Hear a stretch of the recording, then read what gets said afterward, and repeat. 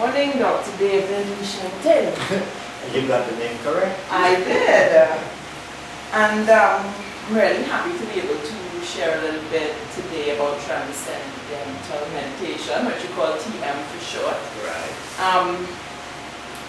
I knew absolutely nothing about this a few months ago. I may have heard the term Transcendental meditation, but chatting with you, I became a little more curious, and I believe that what we've discussed so far would definitely be of interest to the wider public. So, just to introduce you, Dr. David Lee Sheng Tin, you started your career over 40 years ago as a young banker, and somewhere along the line someone introduced you to the Maharishi Institute. Yes. In Trinidad and Tobago. Yeah. And just then it was beginning to teach Transcendental meditation. That was way back in the 70s, and yes. The word meditation was thought to be more associated with people who were in a religious setting in those days. Yes. In fact, anything to do with meditation, you would hardly even find a book on meditation if you go to the bookstore. Back then? Back then, yeah. Right. So it was something that was perhaps more taught from generation to generation in classes. And more in a secular kind of setting. Secular? Secular, meaning more religious kind of setting where priests or nuns or pandits or... separated from the mainstream. Yes, sort of yeah. Right. But then what you discovered with your introduction to TM is that you wanted to leave banking and do exactly what you have done, which is commit your life to, I don't want to say alternative treatments, but to an approach of empowering people using meditation and other traditional healing arts. Yeah. What is the practice of TM, Transcendental meditation, done for you personally? That question, when it comes up, I generally tell people that despite all the benefits, there's so many benefits, there are over 360 published research studies in leading journals, done in TM. But for me personally, a sense of inner peace and happiness that no matter what is happening in life, no matter what the challenges, that never leaves. And so, having traveled and gone and seen all kinds of places around the world and been with all kinds of people, I tell people that there's nowhere, no place, or no one as nice as within myself. Interesting. So this is the inner peace that Kung Fu Panda was looking for. This is the inner peace that is at the basis of every human's life. The nature of life really is to grow and to evolve towards more and more. Everyone is searching. But more and more for what? Yeah. and what is it that they're searching for is basically more fulfillment in life, a greater sense of peace and happiness. Everything that everyone has ever done is leading to one purpose, to be happy. No one wants to be unhappy or sad in life. But what you're saying is that the meditation takes you to that happiness by looking inside as opposed to looking outside? Because happiness is a very subjective experience. What will make one person happy in relative life will not necessarily make another person happy. But happiness itself, the experience of happiness, is structured within the individual. And at the core of the individual's being is that silent level of life, which is considered to be bliss. Would you say though, for people whose lives are chaotic, unhappy, they've been traumatized, they feel depressed, would you say that that TM offers the same path to this happiness you refer to without any additional treatments? Can you go directly from depression to finding that peace, or would such a person have to go through, in your view, therapy and so on, as well as using the TM to get to that place? It all depends on the level of stress or traumatic experience a person has been through that send them into that depressed state. Right. So TM isn't a cure-all then? It's not the cure-all, but it's the basis of all cures. Because, for instance, It's like if you plant a seed in the ground, the first thing that you need to do is to water the root of the plant. Yes. If you do not water the root, then no matter what strategy you do, the plant will die. So is TM like a watering of the plant? TM is like watering of the plant. Right. Having said that, if the soil is not fertile, you will have to put things. Which is where the other treatments come in. Other treatments to support the person, but you need all. You need all. Every And also, research has shown very clearly that transcendental meditation works very, very well in depressed state, in anxiety, and high blood pressure. In fact, a recent book put out by Dr. Rosenthal, who is the father of SAD, the seasonal affective disorder. He put out a book called Transcendental, and he has shown in that book that in clinical studies, TM is more effective than using drugs in depressed cases. Now, Dr. Lee Sheng Tin, I'm just enjoying saying your name, obviously. I know I can call you David. David, you yourself, I know you actually lecture at a university that teaches and practices the TM as a core activity. That's the Maharishi University of Management. Right, Maharishi University of Management. Have you actually been actively involved in research, or are you more one who reads the research and applies it? Read and apply. Okay, but I understand too from looking at the literature that at that very university there is ongoing research and papers published on transcendental meditation. Yeah, at the university, the National Institute of Health has actually given over, I think, $10 million in grant for research in high blood pressure, cardiac ailments, and things like this. Yes. And a book has actually been published by one of the researchers, Dr. Snyder, on heart health. Now looking at the research as well, I saw that other universities have looked at it. So it's not only your university which is dedicated to looking at it. There's been work on children who have educational challenges, behavioral challenges within the system, to show that the TM is making a difference for them. I've seen that it makes a significant difference to reducing high blood pressure. It may appear to bring it down a little bit, but that small decrease makes what we call a clinical difference in terms of outcomes. So it is something that has been researched. But what does it look like? If I enter a room and someone's practicing transcendental meditation, what does it look like? Do you have any particular posture to you will see someone sitting comfortably in a chair with their eyes closed. That's all you will see. You have to close your eyes. Yeah, you have to close your eyes because you're going within, and so you're removing the outer distractions. So if the eyes are open, then you're distracted by what's happening in the environment. You have to do any special breathing. No. You do? No. This is very different from many other absolutely, because what we're doing is allowing the activity of the mind to become less and less and less and less and less, until the mind reaches its least excited state, but doesn't switch off or go dead as in sleep. Now, I'm glad you mentioned this, because in discussing meditation, I've encountered more than one person who expressed a concern that they were worried about getting too much into it. They were worried about potential out-of-body experiences, and then again, people who are followers and practitioners of various religions are sometimes concerned that in this state, where you maybe, would you say reduce your consciousness, or would you call it that? No, in fact you're increasing your conscious awareness, because unlike other forms of meditation, what transcendental meditation does is bring the brain in line, so the meaning more coherent, or more orderliness taking place between the left and the right hemispheres, the back and the front of the brain, bringing the prefrontal cortex, which is the CEO of the brain, online. So the person is more alert and more aware. So it's not putting the brain to rest? No, it's not. It is very deep rest. It's a rest. Very deep rest, but at the same time, heightened state of alertness. So the scientists have coined a word they have said is a fourth major state of consciousness, as different from waking, dreaming, and sleeping, as these states are different from each other. And what's this called? What's this called? Restful alertness. Restful alertness.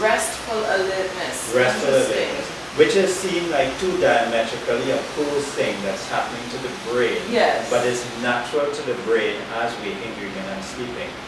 Because the metabolic rate in transcendental meditation drops by 16% in the first 10 minutes of meditation. Is this supposed to be something that can be used in times of great stress to preserve life, like in a situation where someone is at risk of freezing to death? Or lowering their metabolic rate? Yes. Well, I have seen it. I can't speak about that experience, but I've seen it in people. I've had cases where some clients were hard patients, and I had indicated to them that if you feel that you're getting a heart attack, going into a panic, yes. just sit and meditate. Yes. And they would have done that, and then they would call and say, it works. Because what happens as you feel the tachycardia coming on or something like this, and you panic. In that panic state, which hypermetabolic the state. flow of blood perhaps. So when you meditate, you're actually going in a hypometabolic state. Interesting. And so by reducing the activity, what the research has showed is that there's an increase in blood flow around the brain and around the vital organs. But they are doing less work. Right. Perhaps because the blood pressure is reduced. Blood pressure is reduced, and there's a total relaxation that's taking place globally on the physiology. Right. So in that way, the system sort of realign itself when the person meditates. So it's more balanced. So I suppose it's like a stressful situation whereby I'm just drawing an analogy here. In a stressful situation, if we panic, we can't think properly. So we are prone to more chaos. Absolutely. But here, if in a stressful situation you maintain calm, then you can think your way out of the situation. So the parallel with the entire body is that the body is better able to preserve itself under threat of physical stress. And it's not just a psychological thing that's happening. They have seen like plasma cortisol, blood lactate, all these things are reduced significantly. Right, there's different natural substances in the bloodstream. Which are associated with stress and anxiety. That's right, Plus the orderliness or the coherence that's taking place on the level of the brain physiology allows the person to have a greater clarity of thought and reduction in stress and anxiety at the same time. So this now produces an effect of what you say global coherence or orderliness. Right. And this allows a person outside of the meditation to be more effective in activity, to display greater intelligence, more energy, So in other words, the 15 to 20 minutes of this meditation that we do twice a day prepares the body for better functioning. Prepares you for better activity. And even in sleep disturbances, like for instance insomnia, they have found that people started to fall asleep faster after doing transcendental meditation. And the reason is, when your body is so tight, you cannot relax to sleep. As you know, as a doctor, you have to relax to sleep. If you're too tight, you can't fall asleep. So, with other forms of meditation, the theory and the explanation is that the rhythmic deep breathing that takes place, whether or not you use a mantra, whether or not you understand the mantra, the rhythmic breathing puts the body into that state of coherence. But with TM, there's no emphasis on rhythmic breathing. No, because so what then is the explanation? What we are doing is allowing the activity of the mind to settle down, to become less and less active. So the theory is that under those conditions, the body spontaneously goes into coherence. Because mind and body are closely connected. Whatever you do into the mind affects the body. So if you're lowering or reducing the activity of the mind, automatically you'll be reducing the activity of the body. So what we could theorize, therefore, is that if the different parts of the body are engaged in life, then it's harder for them to be coherent, especially if they're all trying to work on different projects at the same time. Yes, But if you can minimize what the different parts of your body need to do at any given point in time, you're more likely to have that coherence. I'm just theorizing. Well, a nice analogy is like in the army. There are so many different units to an army. doing all kinds of things. But the army goes on parade. Yes. When the army goes on parade, all the units are doing the same thing at the same time. Right. And this now creates coherence or coordination between all the units. Right. So the communication links are strengthened by a parade. So when we put the brain on parade, so to speak, allowing all the different parts of the brain to be doing the same thing, which is settling down and creating more orderliness or coherence between them, then the communication between the different parts of the brain and the different parts of the body are smoother. Well, no doubt the physiologists and other scientists will be having great fun over the years trying to understand this better and trying to explore But the that's why they have areas. done all the research, Yes. and they publish all these research papers, But and there's they more to keep come, I'm publishing. sure. Because what is happening is an interesting thing. Normally we only use 5 to 10% of our mental potential. That's what psychologists So say. we've been told, yes. What is happening, fluid intelligence, which tend to plateau at the age 25, they're now seeing fluid intelligence starting to increase even in older people who are doing TM. DHEA, Fluid intelligence. which is IQ, a measure of IQ. Right? Not familiar with the term, I don't know. Yeah, DHEA, Yes. which is a hormone that expresses itself early in childhood and through your teenage year and tends to disappear and is normally associated with the growth of the physiology. We're seeing that reappearing in people who practice transcendental meditation. Yes. So what that makes sense. some people are actually taking DHEA tablets. Yes, I've seen those as well. So, but this is natural to the body. So what is happening is a total rejuvenation of the physiology is taking place. And more coherence of the brain. When you measure people who have been meditating for a period of years, yes. you're seeing more and more coherence taking place in the brain during the meditation and outside the meditation. And you're familiar with a hormone called brain-derived neurotrophic factor, BDNF perhaps. Interestingly, sleep and deep relaxation also increase the production of this substance. And I would suspect that TM leads to deep relaxation would do something similar. And the BDNF levels, if they're high enough, it helps to protect against Alzheimer's. Right. And generally the degeneration of the brain.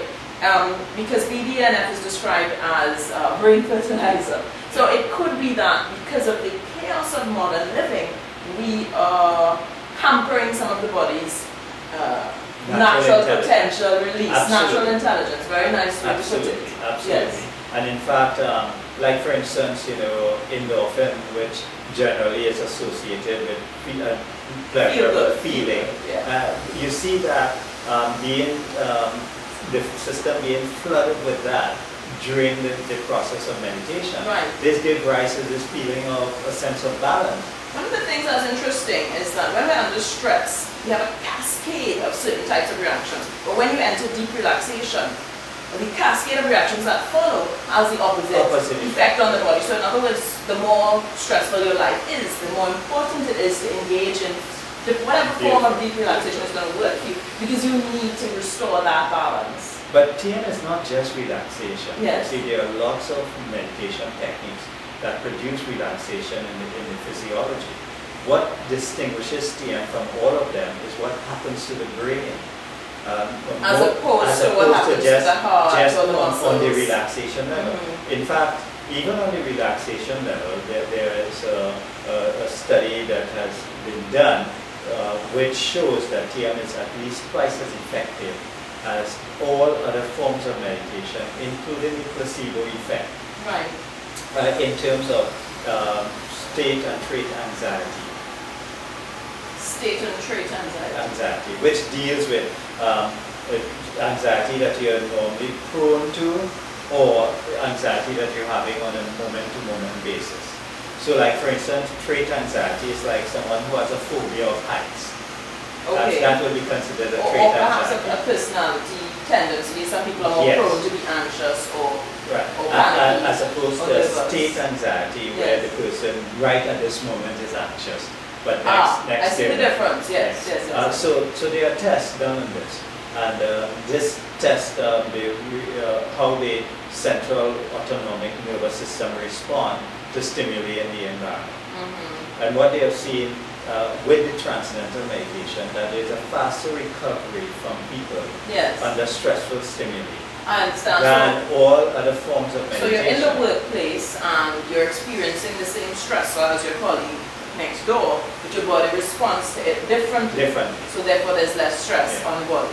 And coming back to the brain, what they have seen is that during the meditation, the energy levels between the left and the right hemisphere become balanced and equalized. And balance and equalization of the left and the right hemispheres of the brain tend to produce a feeling of aha. Peacefulness? But more than peacefulness, a sense of well-being or fulfillment. And the example that is used is this. If you're performing a specific task, one half of the brain goes out of balance with the other, depending which side of the brain you're using. Yes. But on the point where, say, it was some mathematical subject you're working on the point where you solve it and you throw on the pencil. Yes, you do have an aha feeling. That aha feeling. Yes. They're seeing that the energy output between the left and the right hemispheres of the brain actually become balanced and equalized. So you mean what you're saying is in theory they've actually measured what happens when you have that, when you've been struggling with a task and then you have a resolution. Yeah, and yes, I know that feeling. That feeling of aha, which is a really good sense of fulfillment inside, can now be measured with the balancing of the energy output between the left and the right hemispheres of the brain. Interestingly, every time someone does transcendental meditation, this happens spontaneously. Right. And therefore, this feeling, this sense of well-being or feeling, is there. And when you come out of meditation, it stays with you for a while. Now what's interesting is the gentleman who would have perhaps initiated this whole concept, I don't know to what extent he was educated, etc., in the sciences. He maybe came to these conclusions without actually having the hindsight that we now have, with all these research papers having been published, and our ability to look at the brain in real time with the technology. That's true. But all through time, the thing has been man know thyself. Man know thyself. Seek ye first the kingdom of heaven within. They speak about nirvana, satchitananda. All these qualities of the inner life or the inner consciousness of a being has been there in all religions. Even in Western philosophy, Aristotle and Plato, and they speak about the id and the good, meaning that area of life within an individual where one can go to, where there is total peace, harmony, freedom, and balance. Right. Now we are fortunate that in a scientific age, it can be measured. Right. But it's nothing new. But it's nothing new. Yes. It's ancient. Yes. And that's why through all cultures, people meditated. It didn't matter what culture, or what religious background. The Sufis, for instance, coming from Persia and Iraq now and Iran, in those cultures, meditation was a part. Everybody goes through a period of silence. Nowadays, you say in churches and have a moment of silence. That moment of silence was not just a period where one just sit and do nothing. It was an actual technique of knowing how to silence not just thing, but the chatter in the mind. Yeah, purposeful silence. Purposeful silence. Yes. Well, David, I've certainly enjoyed having this discussion with you, and I just want to close off now so we can move on to another section where we talk maybe a little bit less about the science and the research, and maybe focus a little bit more on, at a very basic level, what TM would mean for the average person, and get some of their questions answered. So thank you so much, David. It was a pleasure. Great.